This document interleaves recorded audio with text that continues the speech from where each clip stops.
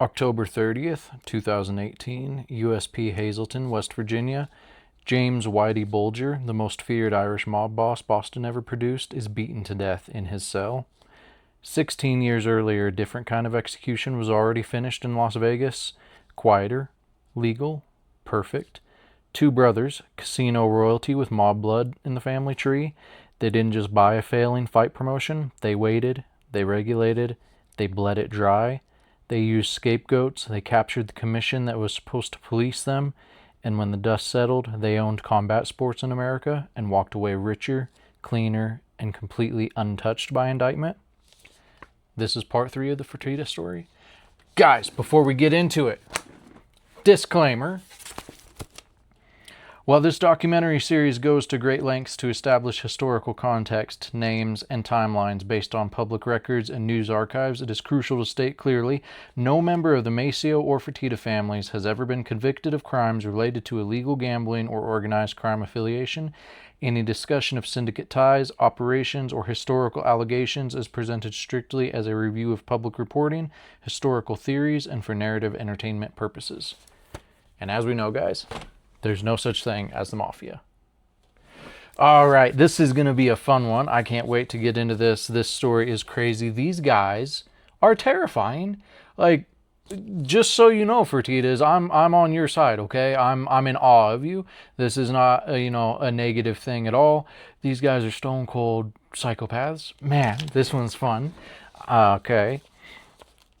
Let's get into it. This has been the one we've all been building up to throughout this series. Oh, and guys, if you enjoy this, if you're liking my content, if you like the positive messages, make sure to hit subscribe, like the videos. That helps. I'm trying to find the time to do this whenever I can, and the support would really help, and we can reach more people and build a better community together. And help each other, and that's really what my main focus is on all of this. This is fun, and I enjoy talking to you all, but the big thing is, I want to spread the positivity. That's why I put the message at the end of every video. So if you guys have never seen that message, watch to the end of the video, hear what I have to say about positivity and depression and things like that, because that's the most important thing.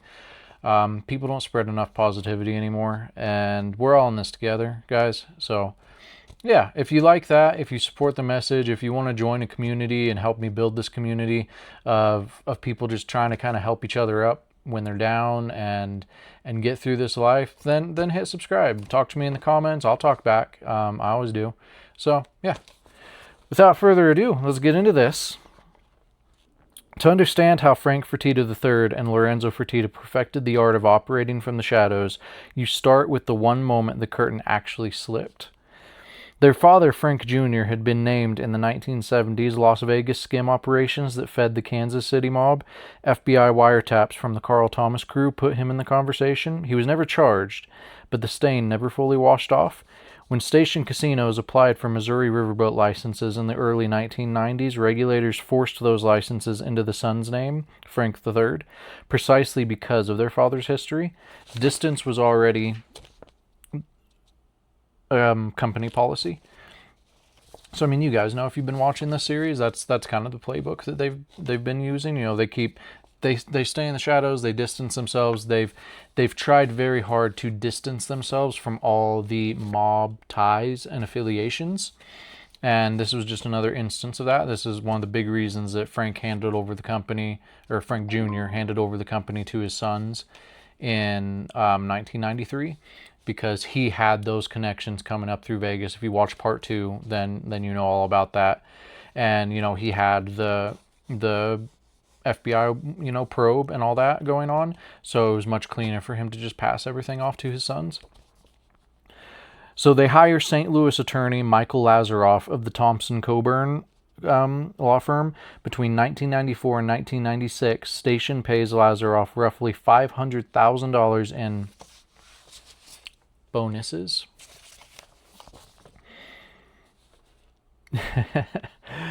Yeah, bonuses that he hides from his own law firm. Ooh, bad play, Lazaroff. Good way to make people angry. Lazaroff later admits under oath that he made hundreds of undisclosed contacts, more than 200 phone calls with the Missouri Gaming Commission chairman, Robert Wolfson, while station was fighting for its licenses in St. Charles and Kansas City. Now, a little bit of color on this. When they was trying to get in Missouri, as we kind of went into in part 2, Missouri was already mobbed up, and there was already players in Missouri trying to get like riverboat casinos and things like that going in Missouri. So when the Fertitta brothers came into Missouri, it was kind of an uphill battle. So those bonuses were allegedly, leverage payments to the Gaming Commission chairman Robert Wolfson to expedite not only their licenses but to continue to try to block the other organizations' licenses so they wouldn't have competition. Because as we know, guys, the Fertittas don't like competition. They, by hook or by crook, they figure out a way to monopolize, should we say, allegedly, right? So that's what was going on in Missouri. Now, in 1999 to roughly 2000, the commission opened a full investigation. The FBI raided Lazaroff's law firm. Frank Fertitta III and other top executives are subpoenaed. Lazaroff claims on the stand that station executives, including Frank Fertitta III, knew the contacts violated ethics rules and still directed them. Station denied everything. Here's a classic move. They do not fight the criminal exposure in open court. They settle. They paid a $1 million administrative fine to the Missouri Gaming Commission. No admission of wrongdoing. Then a $38 million civil settlement to the rival casino operators that they had been actively, allegedly stifling and keeping from competing. So they paid a $38 million settlement to them. By December of 2000, they sell both the Missouri properties to Ameristar for $475 million and walk away. 0 criminal indictments on the Fertitta name. The fixer, the lawyer, Lazaroff, takes all the heat. He goes to jail. The family keeps the cash and the distance. That is the first clear look under the veil of how these guys operate. That is... that's the Fertitta playbook. They have scapegoats. They operate from the shadows. They have plausible deniability. They keep themselves clean. They settle out of court, so there's not some trial. Oh, okay, we'll give you $1 million. We'll give you $38 million. Let's just keep this quiet. Sweep this under the rug because our image is everything. Their image and their connections and their ties. So that's some of the brilliance of what they set up there. And then they know when to get out and cut. Now, it's not explicitly stated anywhere that part of the settlement deal was that they leave Missouri. But you can kind of fill in the blanks, right? They pay the Gaming Commission $1 million. They get their licenses pulled in Missouri. They pay the rival operators $38 million. And rather than trying to get reinstated or anything like that, they sell the properties, cash out $475 million, walk away, go back to Nevada. It's fine. We got burned here. Lazarus took the fall, and we're out. Clean, no indictments, no criminal cases. It's part of their genius, guys. Now, with the Missouri cash in the bank and the public company humming, the brothers go full throttle. In 1993, Frank Jr. retires. Frank III becomes CEO. Station goes public. From 1993 to 2001, they build or acquire a string of local casinos across the Las Vegas Valley. They become the undisputed kings of the people who actively live in the city. At the same time, they start building a second, quieter cash engine, a deliberate portfolio of tribal management deals that would later become one of the most important pieces of leverage in this entire story. Guys, this is mind-blowing to me how strategic these guys are and how far they think ahead. These tribal contracts, now I won't say as we all know, as most of you know, and anyone outside of America, you might not know this, but tribal land here is like sovereign territory. So it kind of operates on its own government and rules and things like that. Now, I don't know a lot about it, so I'm not going to go into a ton. I do know that. I know tribal land here is like sovereign territory. It's almost like it's not American I mean, well, maybe it's more American than anything in America, but you know what I mean. So getting in with tribal contracts not only offers like a level of protection. Well, think about a lot of the early like MMA fights and stuff taking place on tribal land because it was federally banned.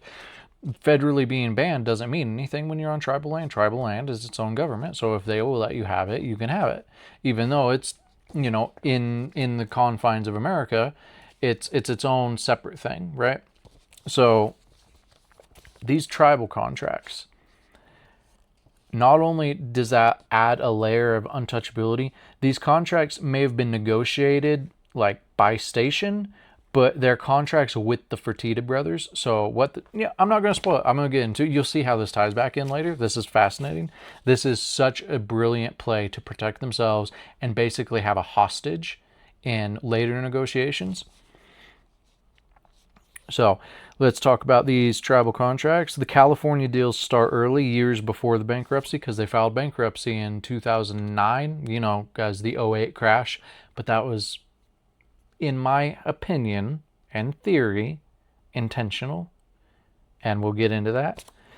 But anyways, Thunder Valley, which is part of the United Auburn Indian Community in Placer County near Sacramento, California. Station manages the property and takes roughly 24% of net income. That opened in around 2003. That was one of the first major ones. In April of 2003, station signs with the Federal Indians of Grattan Rancheria in Sonoma County. Station provides development expertise, advances tens of millions over nearly a decade for land and costs, including roughly $100 million land purchase in 2005, and locks in management fees in the 22 to 27% range. The casino itself won't open until 2013, but the relationship, the advances, and the fee structure are already in place long before any bankruptcy filing. Station will later be repaid roughly $194 million out of the project financing. 2003 to 2004, development and management agreements with the North Fork Rancheria of Mono Indians near Madera and Fresno. Station buys the 305-acre parcel for the tribe. The project drags through years of regulatory fights, but the contract is already locked in early. January 2004, similar agreements with the Mechpuda Indian tribe in Butte County near Chico. 2003, Station also buys a 50% interest in MPM Enterprises for the Gun Lake project with the Mach-E-Be-Nash-She-Wish Band of Potawatomi Indians in Allegan County, Michigan. Management fee structure, MPM gets 30% of net income. Station share escalates aggressively, 50% of the first $24 million, 83% of the next $24 million, 93% of everything above $48 million. Gun Lake opens in February 2011, right in the middle of the bankruptcy recovery window. These contracts are not generic corporate assets. They are personal relationships and fee streams tied to the Fertitta brothers and their entities. If the Fertittas lose control of Station in bankruptcy, the tribes can renegotiate or walk. That threat is real leverage. They're basically a hostage in this negotiation that we get into later when they file bankruptcy. In the research framing, the portfolio functions as hostage assets, stable, insulated management fee income that sits outside the heavy debt of the Nevada locals property. When the storm hits, the tribal cash keeps flowing, or at very least remains contractually protected.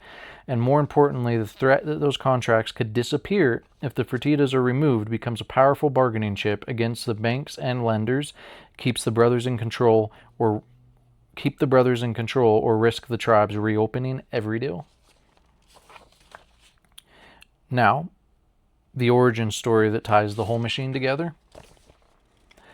Dana White and Lorenzo Fertitta went to Bishop Gorman High School together in Las Vegas. They lost touch after school. Dana ends up in South Boston in the mid-1990s teaching boxing and boxercise classes. Southie is Whitey Bulger's territory. According to Dana's own repeated tellings, Kevin Weeks, Bulger's right-hand man, comes calling. They want protection money so he can operate in the neighborhood. Dana refuses. A few days later, the phone rings at his apartment. Pay by Sunday, or you'll find out. Now, if you guys don't know who Whitey Bulger is, and Kevin Weeks, they're probably one of, if not the most violent mob in Boston's history. James Whitey Bulger, the kingpin of Winter Hill Gang, Boston's Irish mob, was linked to 19 plus murders, known for pulling victims' teeth out prior to execution to prevent dental identification, and was protected for decades by a corrupt FBI agent, John Connolly. He literally was in bed with the FBI. Kevin Weeks was Bulger's primary enforcer and right-hand hitman. Weeks ran day-to-day extortions in South Boston. When he set a payment deadline, it was an execution countdown. So when Weeks demanded a $2,500 fee from Dana White, because also, guys, you have to think about how much $2,500 was in the 90s. I mean, $2,500 in the 90s. Back in the 90s, you could still buy a house with a stick of bubble gum and 50 cents. You know, you could just drive by a house and say, I want that, and just find the spare change in your pocket and buy it. I mean, you know, I remember the 90s and early 2000s, things were literally free. You'd walk into a grocery store and, you know, they would pay you to take groceries, basically. So $2,500 in the 90s was like $150,000 today. Now, the sad thing about that is I'm barely even exaggerating, honestly. I mean, I know everybody, they'll like look at the statistics and be like, oh, inflation's only this much. Inflation's only this much. Bullshit. Inflation is only this much and this much. Back in the 90s, you could buy like a brand new work truck for what? Like $20,000. And I don't know, I think you would still, average income back then was still what, like 30, something like that, for like just kind of an average, you know, middle class, maybe not even middle class, I'm not sure. Guys, don't quote me on any of this, I'm a dumbass. But no, seriously, now a brand new truck, if you used to go buy like a brand new diesel work truck, what would it be now? I mean, they want like over $100,000 now, and most people are still only making like, what, 40, 50,000, something like that, like single person, which isn't enough to live on anymore. So now nobody is allowed to stay home with their kids. You know, a woman's not allowed to stay home and raise the kids or anything like that, because everybody has to work, because you need to make at least $100,000 to get by, it seems like. And you know, that's dependent on where you live too. I get, you know, some states are, you know, cheaper than others. If you live in places like California, New York, Colorado, I think Utah is fairly expensive too. Some of the like mountain areas or touristy areas, it's obviously going to be a lot more than if you live like deep south in certain places, but still, it's, you get my point. Like, I mean, milk, you know, was basically free in the 90s. Now it's what, like $6 a gallon, something crazy like that. Eggs, you know, your neighbor will just give you some eggs in the 90s. Nobody cares about eggs. Eggs are, you know, a penny an egg in the 90s. Now eggs are what, like, again, like $5, $6, $7, $8 a dozen, depending on where you're buying them. Crazy. People are spending like $15 for like an iced coffee at Starbucks now. Like, the idea that inflation has only like been so much since the 90s is absolutely ludicrous. The average wage in the 90s, houses, you can't buy a house for under $1 million hardly anymore. I mean, again, slight exaggeration, but you get my point. If you have like a moderate sized family, say you're you know, 2 parents, 2 children, something like that, you need, you know, a 4-bedroom house, you know, at least a 3-bedroom house. I mean, you're looking in most places at least like $400,000 or $500,000 just for kind of a standard suburban, no yard kind of house. I mean, again, like I said, it's depend on where you live. I know there's places that are a lot cheaper, but I'm ranting. Sorry, guys. Anyways, the point I wanted to illustrate is basically Kevin Weeks asked a young Dana White that was running boxer size classes and not making any money. He basically asked him for $150,000 by asking him for $2,500.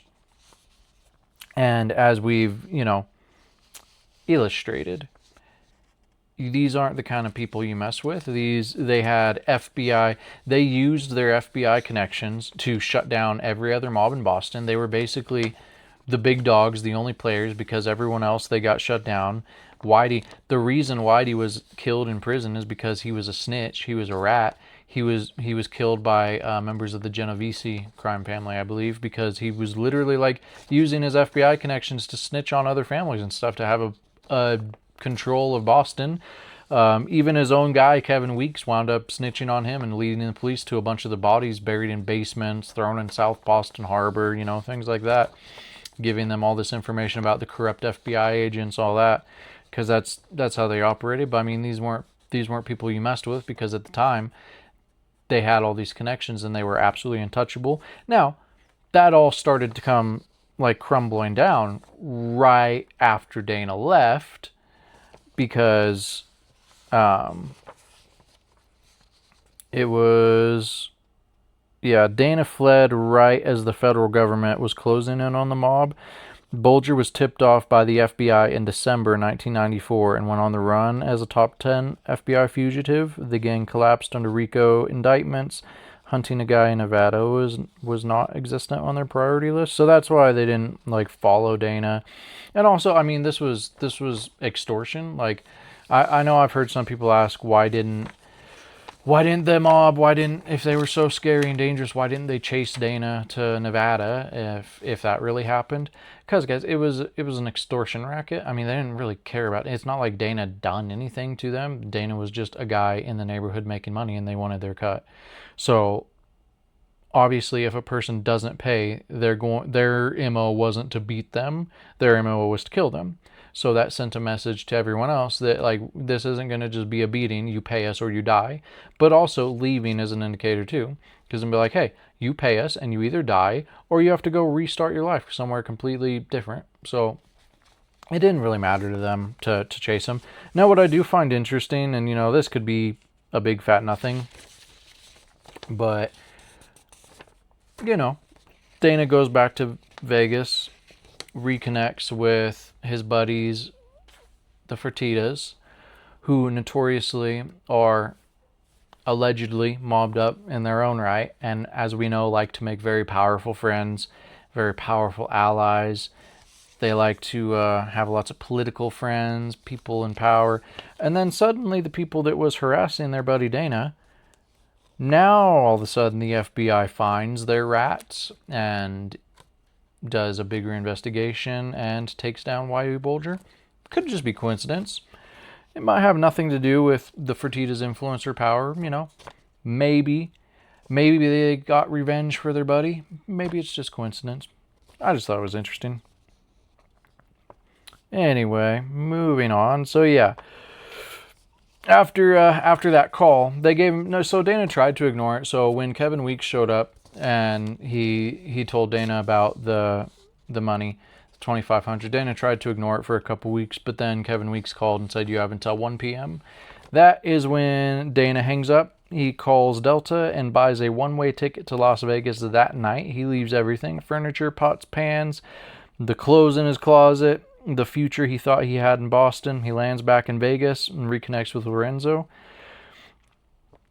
The research frames this as more than a coincidence. The kid who ran from the Irish mob lands in the arms of the Casino family that had already perfected the art of never getting caught.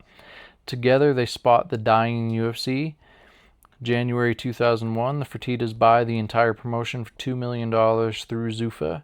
Dana becomes president with a minority stake, the public face, the loud one, while the brothers stay in the shadows. Again, guys, ammo. Hire Dana as the face. They don't want to be the face of it. They like to keep a lower profile. Now, I want to talk about the idea that they spotted a failing UFC in 2001 and bought it out, because I don't really think that's accurate. Sorry, guys, I have a lot of notes here, so I've got to kind of go through them. But this idea, the story that gets spread is that they bought the UFC in 2001 when, SEG, I believe, was the owners. They were, going bankrupt and sold it to them. But I think the play actually started long before that, if we're being honest. I think that when Dana came back, because the thing is, when Dana came back to Vegas, he started managing, he started, another, boxer-size, boxing fitness class in Vegas. And he started managing fighters like Chuck Liddell and Tito Ortiz. And so he had inside, workings and knowledge of the UFC. And, Dana, he gets in there. He's a charismatic, personable guy. He gets in there. He gets the details. He finds out what's going on. He's a businessman as well. So he already knows that the UFC is struggling, and him and Lorenzo and Frank, they're already friends, and they're looking at this entity, and they're trying to figure out, how can we build this and make money on this? So, true to the Fertittas playbook, what the Fertittas always do, they play the long game. That's literally what they do. They plan, they scheme, they figure out their way in. They figure out how to get regulatory control, how to manipulate things from the sidelines, what people they need to befriend, what entities they need to become a part of, In 1996, I say this because in 1996, Lorenzo is appointed to the Nevada State Athletic Commission at the age of 27. At the exact moment the original UFC is dying, banned from pay-per-view, labeled human cockfighting, Lorenzo is sitting on the body that decides whether it lives or dies in Nevada. Now, casino billionaires don't take uncompensated municipal regulatory seats on a whim. The Fertittas carrying a legacy of ruthless business calculation traceably rooted in Nevada history and Galveston history, recognized in 1996 that controlling the Nevada State Athletic Commission was the key to total leverage over combat sports, sportsbook action, and pay-per-view distribution. As an NSAC commissioner from November 1996 to July 2000, Lorenzo Fertitta was part of the body that locked mixed martial arts out of Nevada. He allegedly, this isn't proven, but it's alleged that he was literally the blocking vote, the sole reason that the UFC could not get sanctioned in Nevada. And Nevada is the fight capital of the world. So if you're not sanctioned in Nevada, you're in trouble. Without Nevada sanctioning, cable providers pulled pay-per-view distribution and states followed Nevada's lead. Original UFC owner SEG, Sophomore Entertainment Group, was starved of revenue, bleeding millions with no viable path to profitability. By weaponizing state regulatory power to keep MMA unsanctioned, the Fertittas systematically crushed the UFC's valuation to bargain basement levels. And then we come phase 2. Dana, having the inside track on all of this, knows when they are ready to throw in the towel. So they're waiting on Dana's signal. Lorenzo's staying on that board for his power and influence and keep the UFC crushed until Dana gives the signal that it's time to buy. They're ready to sell. So in late 2000, Lorenzo steps off the board after Dana reports that SEG was on the brink of bankruptcy and ready to sell. Conflict of interest, he couldn't stay on the athletic commission board and still buy the UFC. So he steps off the board. They formed Zuffa LLC and bought the UFC for a mere $2 million. Buying little more than 3 letters and a beat-up octagon. Now we come to the next phase of their plan. Just months after Zuffa bought the brand, Nevada suddenly approved the United Rules of MMA under the new commission. Whoa. Imagine that. They deny them for years, and now, suddenly, as soon as the Fertittas buy them, it's approved. MMA's fine. It's legal. You can do that here. Definitely not a coincidence, right? Definitely not. Okay. I don't want to jump ahead here. Let's talk about... What are we going to talk about here? What do I want to talk about?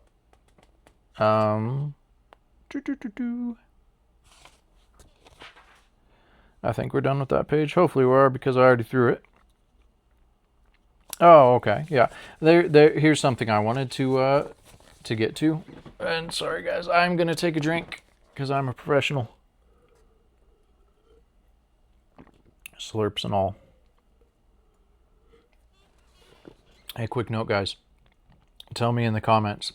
I have a mason jar of sweet tea. Where does that tell you I'm from? That'll be a fun little game. All right, let's talk about this idea, because I've heard a lot of people say that I've heard a lot of people take issue with the statement that the Fertittas were the ones that ran towards regulation. And there's people out there that just hate the UFC, even though they make a living covering the UFC. They'll do nothing but talk crap about it, which makes no sense to me, honestly. Like, they'll just criticize, oh, the Fertittas didn't do anything. The Fertittas didn't run. They didn't make this sport. The previous owners were, and blah blah blah, and fighter pay and which those are all important things. But I don't know. It just seems a little strange to me when you're actively making a living talking about the UFC, but literally you have nothing but negativity to spread about the UFC. Like, I don't know. Maybe that's just me. But yeah, so we're going to talk about that theory going around that they weren't the ones that ran towards regulation, and that the previous owners were, and that they had nothing to do with it. The narrative that original UFC owners, SEG, was already smoothly guiding the UFC into mainstream legalization is pure revisionist history. SEG was completely trapped in a corner created by political pressure and regulatory blockades. Now, they may have been trying, but the Fertittas were actively blocking them anyways, so to say the Fertittas weren't involved is still ludicrous. It's, like I said, revisionist history. The SEG implemented piecemeal rules, banning headbutts, hair pulling, and adding weight classes solely to survive Senator John McCain's political crusade, not as a master plan. SEG was systematically blocked from sanctioning in Nevada because Lorenzo Fertitta sat on the Nevada State Athletic Commission. The moment SEG buckled and sold to Zuffa in January 2001 for $2 million, Nevada appointed MMA regulations within months. Now, let's get into another common thing that gets said throughout the industry, the idea that Big John McCarthy wrote the rules. And, how do I word this? I don't want to talk crap because he seems like a decent enough fella, and talking crap isn't really my thing. But it does annoy me, like, every time I hear him talk about how he wrote the rules, and he invented the UFC, and he invented the sport of MMA. And I mean, give him a couple more years, and I guarantee you he'll be saying that he actually invented jiu-jitsu and taught Helio Gracie everything he knows. He's one of those guys. He seems like a nice guy, but he's just one of those guys, right? That because he was involved in a capacity, it turns into he invented the sport, he invented the UFC, he invented the rules, he wrote the entire rule book, he invented refereeing, he invented closing your fist like that, he invented throwing a kick, all that. So it's oh boy, for not talking crap, I sure am talking crap. Sorry, guys. But referee Big John McCarthy played a vital operational consulting role. He did. He played a vital operational consulting role inside the octagon, but claims that he single-handedly wrote the rules reflect referee ego over legislative reality. The unified rules of mixed martial arts were written and codified by state regulating officials, specifically Larry Hazard Sr., who is a commissioner, and Nick Lembo, who was Deputy Attorney General of the New Jersey State Athletic Control Board. In April 2001, Lembo organized the historic meeting in Trenton, New Jersey, integrating medical staff, referees, and promoters to convert ring mechanics into official state administrative law. Lorenzo Fertitta then adopted the template in Nevada to build an impenetrable regulatory moat.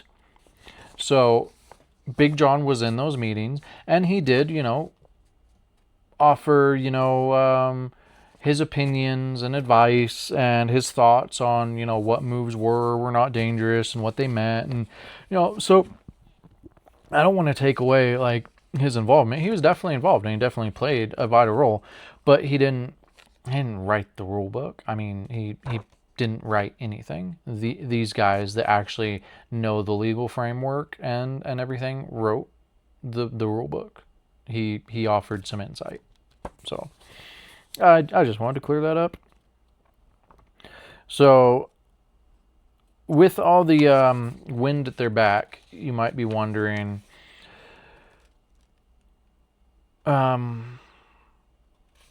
why the UFC was still struggling, because famously the Fertittas nearly sold the UFC, cut their losses for $10 million because they were still hemorrhaging money.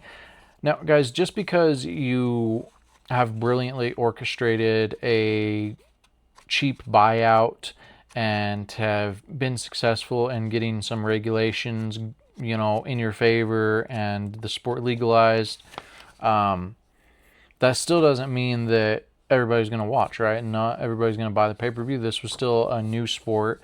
It still had a stigma around it from politicians like John McCain and things like that. And so they were hemorrhaging money. Sanctioning alone did not translate to instant profitability. Between 2001 and 2004, the Fertittas lost over $40 million due to 3 structural roadblocks. The pay-per-view blacklist barrier. Major cable providers like In Demand refused to lift the pay-per-view bans immediately, keeping the UFC off mainstream television despite state approval. Sponsor stigma. Mainstream corporate sponsors like Nike, Gatorade, Bud Light still viewed MMA as a fringe blood sport, forcing Zuffa to rely entirely on live gates and minor sponsors. And then skyrocketing compliance costs.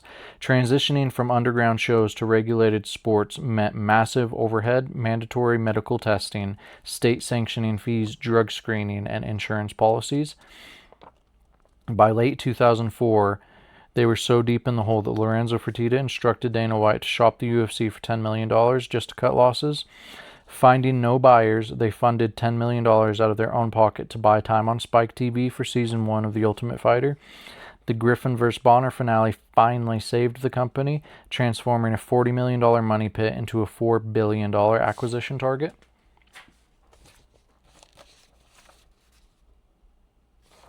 So to go into that a little deeper, Season 1 of The Ultimate Fighter in 2005 is universally cited as the turning point for the UFC, but the background strategy reveals a high-risk corporate gamble.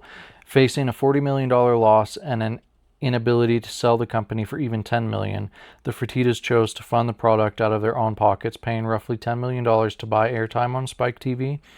The legendary non-stop brawl between Forrest Griffin and Stephan Bonnar in the season finale drew 3.3 million views at its peak, proving that mixed martial arts could drive massive cable ratings when presented with compelling narrative storylines.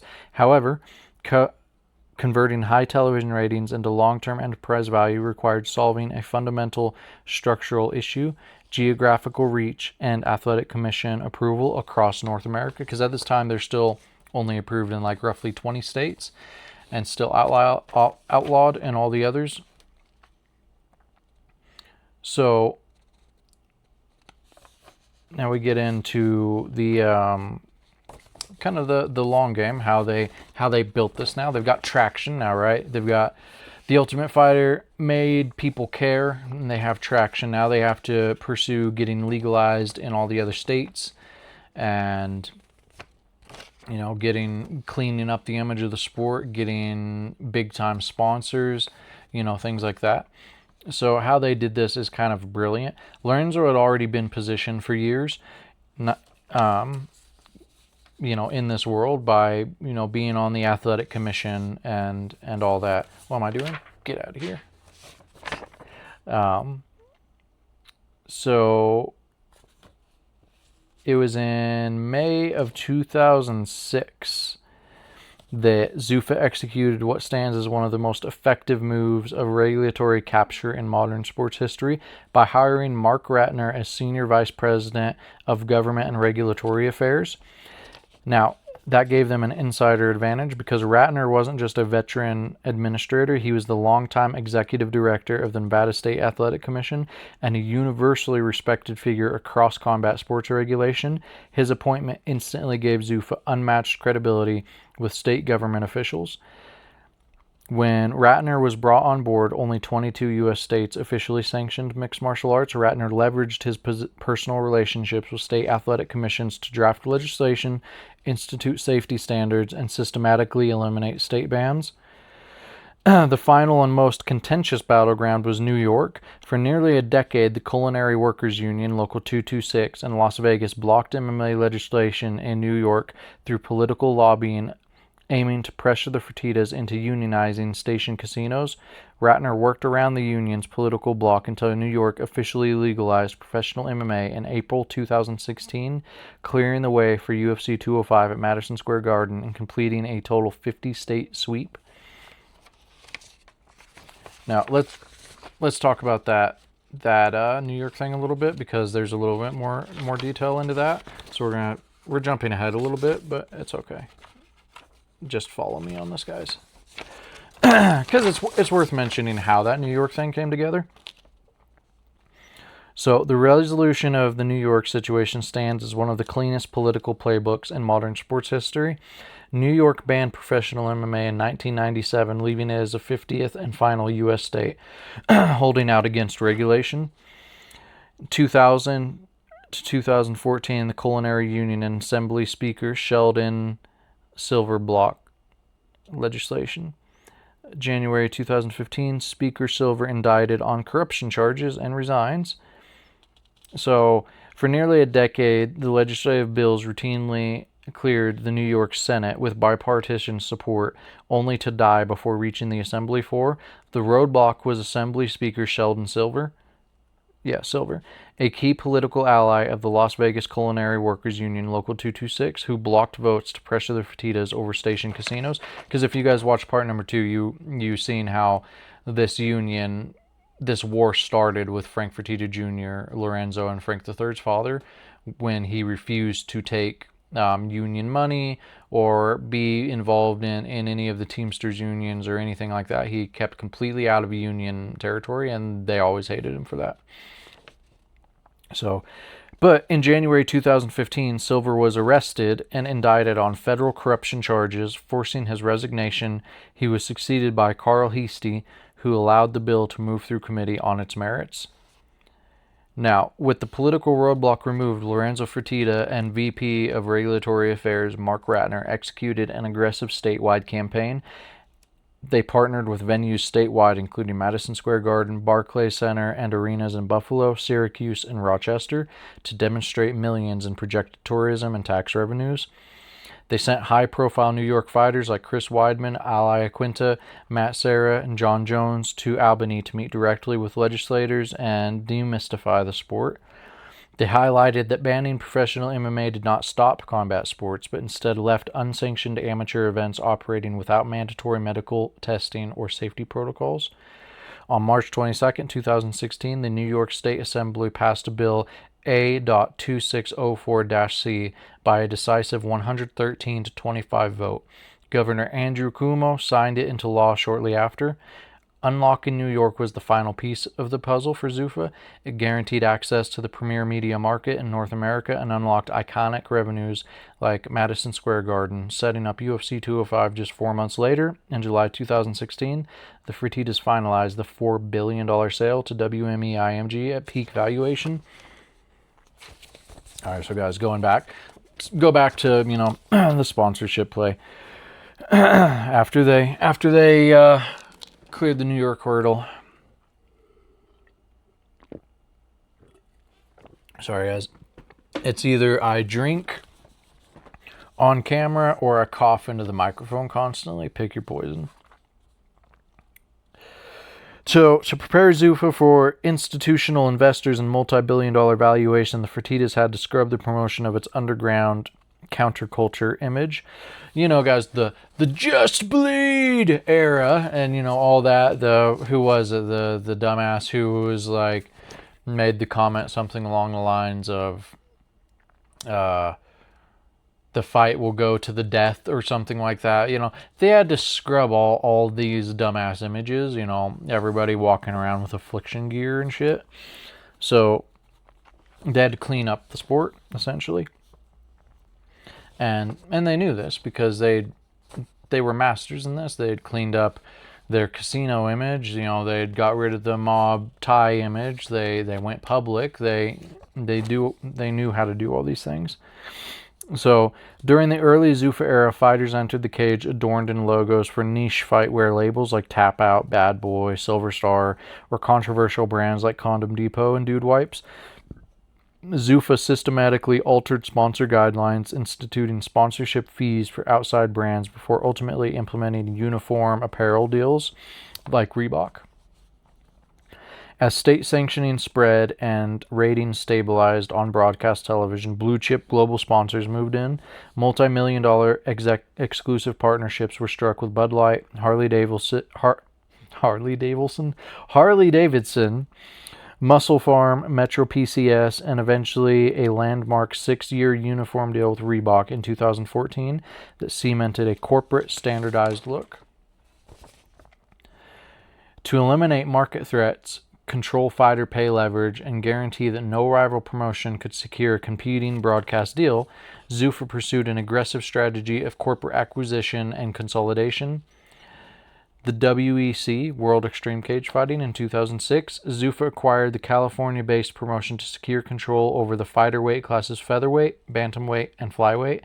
Instead of shuttering it immediately, they ran it as a secondary lighter weight talent pipeline before absorbing the roster and titles directly into the UFC in 2010, creating division superstars like Jose Aldo Jr. and Dominic Cruz. Then Pride Fighting Championships in March 2007. Japan's Pride FC was the UFC's only true global rival, consistently pulling crowds of 40 to 50,000 fans in Tokyo and holding contracts with elite heavyweight and light heavyweight talent like Fedor Emelianenko, Wanderlei Silva, Mauricio Shogun Rua, Mirko Cro Cop. Zuffa purchased Pride's assets for an estimated $60 to $70 million, systematically shut down Japanese operations, and imported its top roster to consolidate absolute global dominance. I'll talk a little bit more about the Strikeforce thing too, because that deserves a little extra time as well. Strikeforce 2011, based in San Jose and backed by a major broadcast contract with Showtime, Strikeforce emerged as a legitimate domestic threat featuring stars like Daniel Cormier, Ronda Rousey, Luke Rockhold, and Nick Diaz.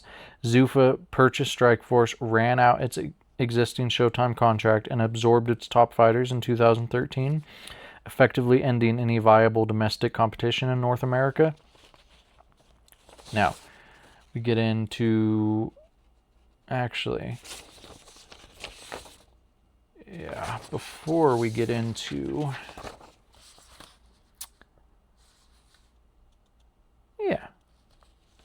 you know what? Let's talk about the Pride thing a little bit before we go on into the financial crisis.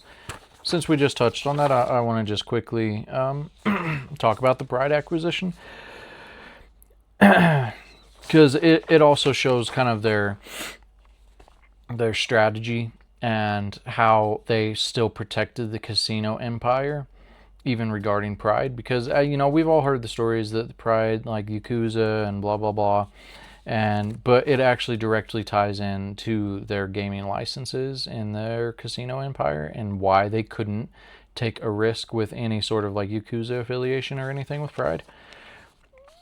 So yeah, after buying the Japanese promotion, the Fertittas sued the sellers because key people refused background checks and drug tests. The lawsuit explicitly cited the risk those problems could pose to stations' gaming licenses in Nevada. The fight side could expand, but the casino side, the regulated license foundation, had to stay clean. 2 tracks, 1 family, 0 tolerance for anything that could threaten the licenses. Pride came with baggage the Fertittas could not ignore. For years, the Japanese promotion had been dogged by reports of Yakuza involvement. In 2006, the magazine Shukon Gendai ran a series of exposés linking Pride's ownership, particularly Nobuyuki Sakibara and Dream Stage Entertainment, to organized crime. Fuji TV immediately dropped them. The promotion was already wounded when the Fertittas bought the assets in 2007, because guys, that's their playbook. They wait, they bide their time. They waited until the valuation was already tanking before they stepped in. Because Frank and Lorenzo held Nevada gaming licenses through station casinos, any association with organized crime could put those licenses at risk. The purchase agreement therefore required Sakibara and key Japanese executives to submit to background checks and drug tests. The Fertittas hired Spectrum Gaming Group, a firm that works with Nevada regulators and has an office in Tokyo, to run the investigations. Sakibara and several of his people refused to fully cooperate and obstructed the process. Spectrum's report concluded that they were not of suitable character, and flagged multiple vendor companies associated with organized crime links. The Fertittas sued for breach of the purchase agreement, explicitly citing the danger to stations' gaming licenses. They shut down Pride in Japan rather than continuing with those people. They kept the valuable assets, the fighter contracts, the video library, the brand elements, and folded the best talent into the UFC. This was not a street-level intimidation of the Yakuza, it was just the opposite. The Fertittas forced the Japanese side to play by the Nevada Gaming Control Board rules. When the Yakuza-linked executives would not, or could not, clean themselves up enough to pass Western regulatory scrutiny, the Fertittas simply walked away from the Japanese operation and protected the real prize, the casino licenses, and the UFC monopoly. So that's our little bit more in-depth of the Yakuza thing with Pride.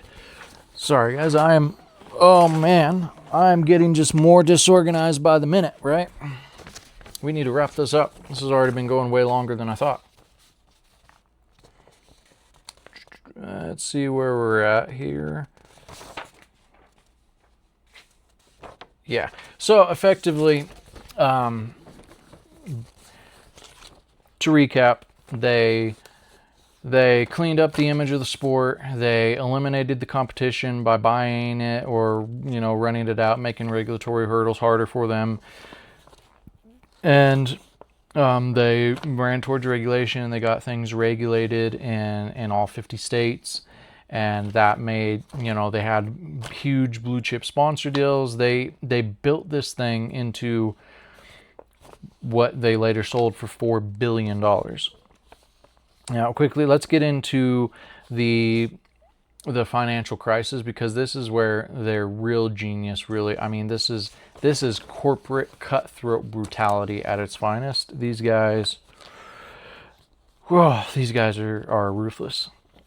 So, November 2007 was the peak of the market.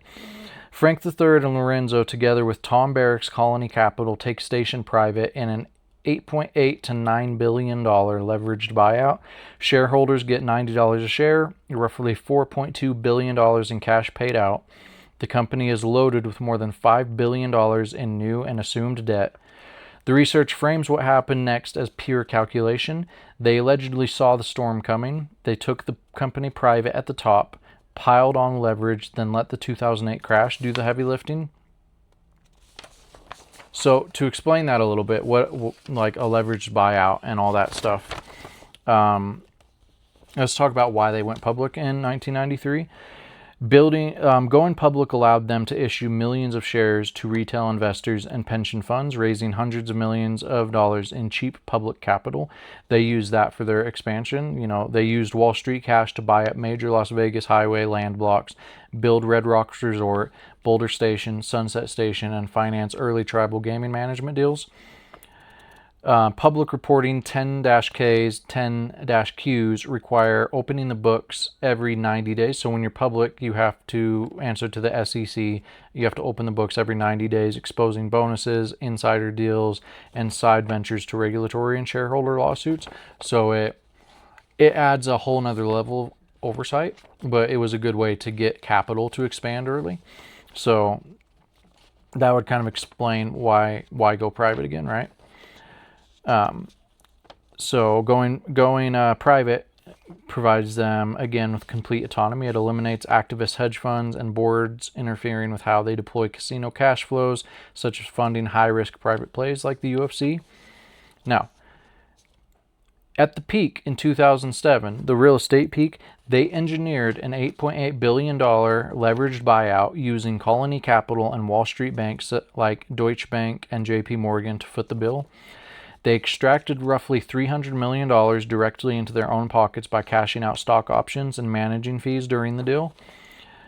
They loaded the casino operating company with over $6 billion in Wall Street debt. Then they ring-fenced around the crown jewels, so they split company assets and moved top-earning properties like Red Rock, Palace, Boulder, Sunset into a separate subsidiary vehicle called PropCo.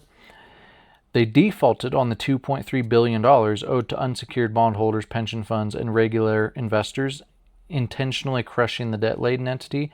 Then they filed bankruptcy in 2009. Unsecured creditors sued, alleging fraudulent conveyance, claiming the LBO was engineered to strip value and doom the lenders.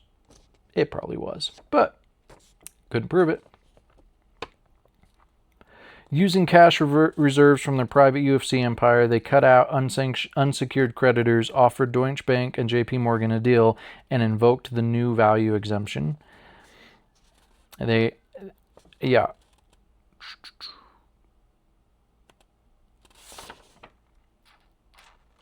Okay, keep my notes straight here. So what that means, guys, is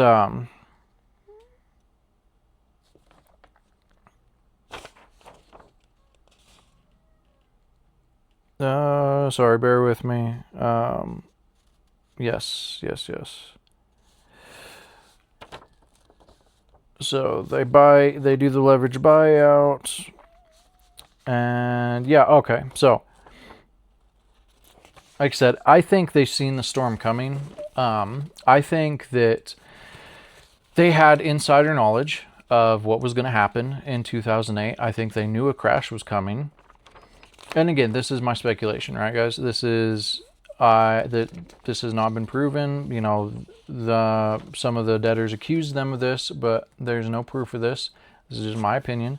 I think they had inside information. I think they knew the crash was coming, and I think they used that to load the company up with debt, taking it private again, load it up with debt, default on the debt, don't have to pay it back, slit the throat of all the people that helped them with the buyout, leave them holding the bag, and then they use their tribal contracts to cut a deal. So let's talk about the two clean engines the brothers had carefully kept separate come into play in this. First, the tribal management portfolio, Thunder Valley, the long-running Grattan relationship and advances, North Fork, Mecuputa, and Gun Lake. These free streams and the threat that the tribes can renegotiate if the Fertittas are removed sit outside the heavy Nevada debt. That is the hostage, keeping the brothers in control or risk the contract walking. So, guys, those deals with the tribes may have been made with Station Casinos, the company, but they're made with the Fertitta brothers, and that if the Fertitta brothers are no longer involved or in control at all of Station Casinos, then that gives the tribes the legal framework to either renegotiate those deals or walk out of those deals entirely. And so there again, that would just be a massive loss on these banks that now have this bankruptcy filing against them. Now this is just another huge loss. I mean, the banks could take over the casinos and try to make the money back, but the bank doesn't want to run the casinos. And also the bank is going to lose all these streams of money, right? So here's another interesting thing from the playbook as well. While the Nevada casinos were being loaded with debt and the UFC was climbing, another quieter move was underway. Fertitta Enterprises, Lorenzo's side, loaned roughly $12 to $13.5 million to Zions, the energy drink company that had become a major UFC sponsor. Zions had been founded by a twice-convicted felon. When the company hit trouble, the trustee in the later bankruptcy accused the Fertittas of a deliberate lend-to-own strategy, used the secured loans to force defaults, strip the assets, and take the company away from the existing shareholders and creditors. Basically exactly what they were doing with Station at the time. A federal judge later ordered sanctions against the Fertitta brothers for discovery misconduct, emails that had been hidden, classic low-profile financial throat-cutting, while the public face of the empire stayed clean. So, now, the second leg of this, Zuffa and the UFC, completely separate entity, growing explosively, untouched by Station's debt, clean capital, and credibility. So the UFC, they couldn't touch that. The UFC was a completely separate entity owned by the brothers, and so their Station bankruptcy filing couldn't affect that, but there again, that was a clean vehicle. So in the bankruptcy, the Fertittas and a group of lenders bid roughly $772 million for the core assets. Boyd Gaming tries to jump in, but they're outmaneuvered. So basically what happened is the Fertittas cut a deal with the banks like Deutsche and JP Morgan, and they said, look, you can run our casinos. but you're going to lose the tribal contracts. You're going to lose us as the face, and you're never going to recoup your money. Or you can partner with us, give us a controlling stake back. We'll help you buy the assets back. They contributed, I think it was reported, roughly around $200 million to buying the assets back. They stay in control. We keep the tribal contracts. We keep running the casinos. You make your money, but we cut out the roughly $4.2 billion that the other guys put in to take us private again. We cut their throats, and you partner with us. Is essentially, allegedly, what happened. I mean, yeah. So, June 2011, station emerges from Chapter 11. The Fertittas retain operational control. Billions in debt, roughly $4 billion, have been wiped from the books. The original outside equity and many of the lenders who helped take the company private are left holding the bag.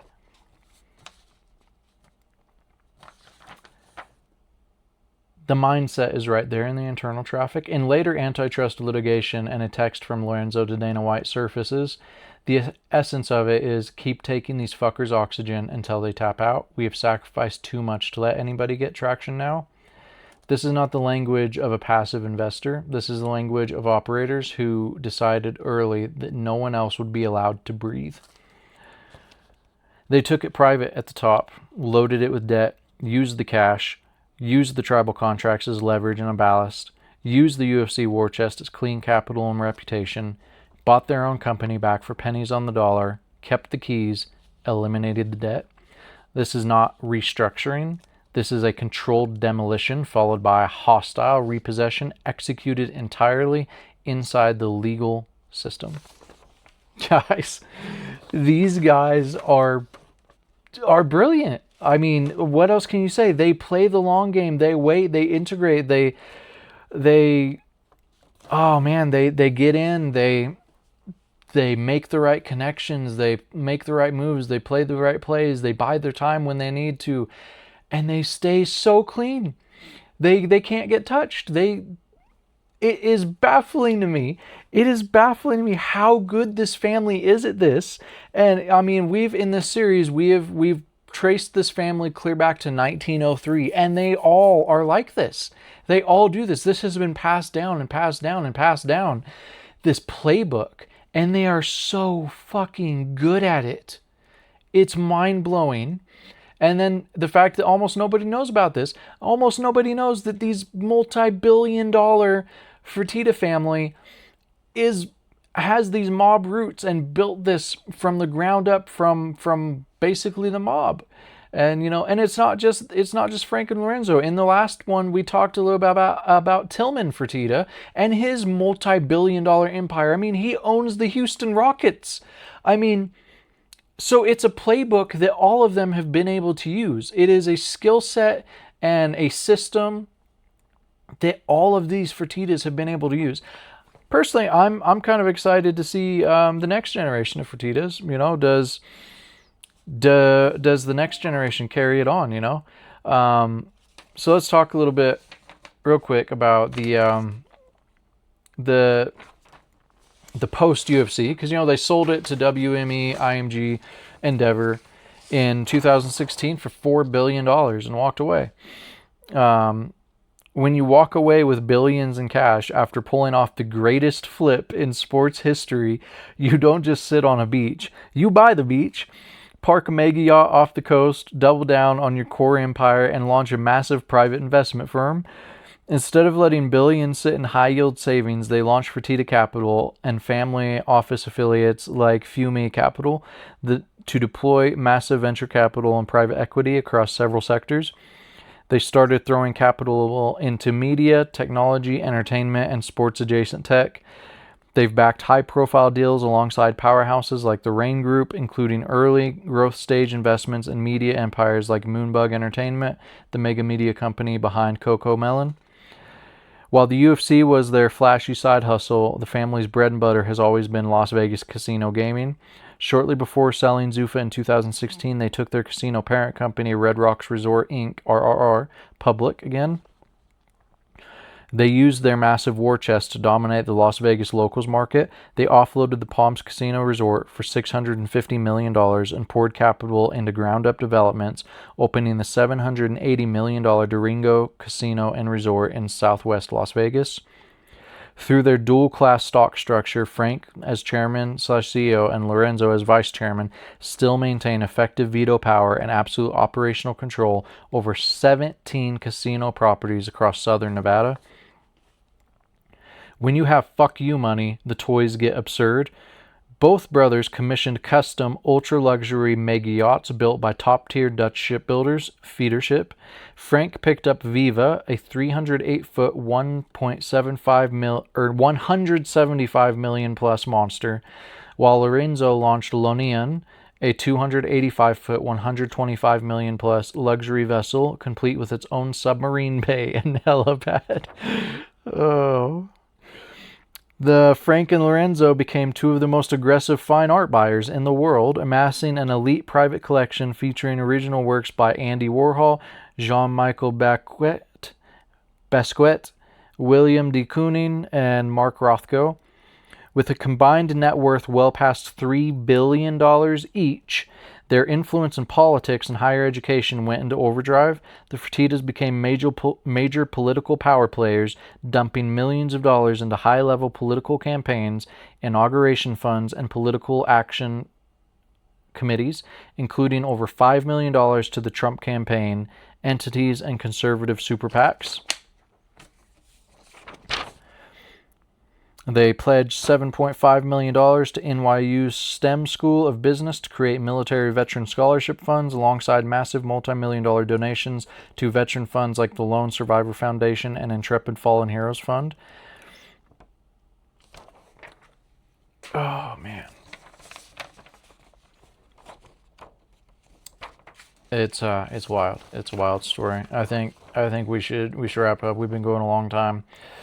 Missouri showed the method when the veil slipped for a second. Dana White and Whitey Bulger origin showed how the right person at the right moment gets folded into the machine. The early California and Michigan tribal portfolio showed how to build leverage years in advance, contracts that only stay valuable if the Fertittas stay in control. The 2007 to 2011 station play showed the method at industrial scale. Debt as a weapon, tribal contracts as hostage leverage, UFC as the clean war chest. The UFC long game showed that the method in its purest form: regulate the asset, hire the regulator, buy or kill every rival, legalize the last big markets, then cash out. Frank III and Lorenzo Fertitta did not merely survive the family history, they industrialized it. They turned shadow tactics, timing, regulatory capture, and the willingness to let other people take the loss into a multi-billion-dollar indictment-proof machine that still runs today. And that's it, guys. That is the whole Fertitta story, according to me. Wild, man. That's, whew. It's mind-blowing to me, honestly. I mean, so I can't say it enough. The cunning and calculation of these guys is just wild to me. But anyways, guys, positive message at the end. It's been hot. Everybody's in kind of a heat wave right now. I think most people anyways. So, be careful getting out there. Make sure to hydrate. But, it is still good to get some sunlight. Just try to get out in the mornings. Get out in the mornings, go on a jog, go on a run. Just make sure to stay hydrated. That's such a great way to start your day. If you get up and get out in the mornings and get that sunlight and get a little jog in, or even if you just go to the gym and lift some weights to start your day, it really sets the tone for the whole day and really helps. And, depression is real. Anxiety is real. We live in kind of a crazy world, and people are struggling with a lot of stuff. I talk about all this because I have my own struggles, and I get how hard it can be sometimes. And, you just have to take that step. You just have to take a little step every day. I say it at the end of all my videos, but something that helps me is I say, I don't have to do this every day. I just have to do this today. Because, guys, sometimes, just full transparency, sometimes I can just be laying there and I don't even want to get out of bed. I'm just, for whatever reason, I'm stuck in my head, and I'm maybe I'm spiraling, or maybe I'm depressed, or You know, I don't know, but you just don't want to get out of bed. You don't want to do anything. I don't want to go to the gym today. I don't want to talk to friends today. I don't want to go to Muay Thai. I don't want to answer this phone call. I don't want to function almost. And guys, the longer you stay in that, the harder it is to get out. Because if you tell yourself, well, I'll do something tomorrow. I'll do something about this tomorrow. It's twice as hard tomorrow to fix it. And then you say, I can't, and then you push it off another day, and the third day, now it's 3 times harder, and it just gets harder. So something that's always helped me is, you know, okay, I can be sad tomorrow. I can lay around tomorrow. I can avoid work tomorrow. I can avoid the gym tomorrow. But today, I just have to do this today. I have to get up today. I have to go to the gym today. I have to go to work today. And you just take it a day at a time, man. Just a day at a time, because we're all in this together. I care about this community. I'm trying to build a community. Talk to me in the comments if you need someone to talk to. I'm going to start trying to do more lives. I really need to do more lives. But yeah, you know, talk to me, guys. Talk to your friends. Talk to family. Get exercise. Get out there. And just take this, you know, one step at a time. Let's build this community. Let's try to help each other. And yeah, that's it, guys. I hope you enjoyed this one.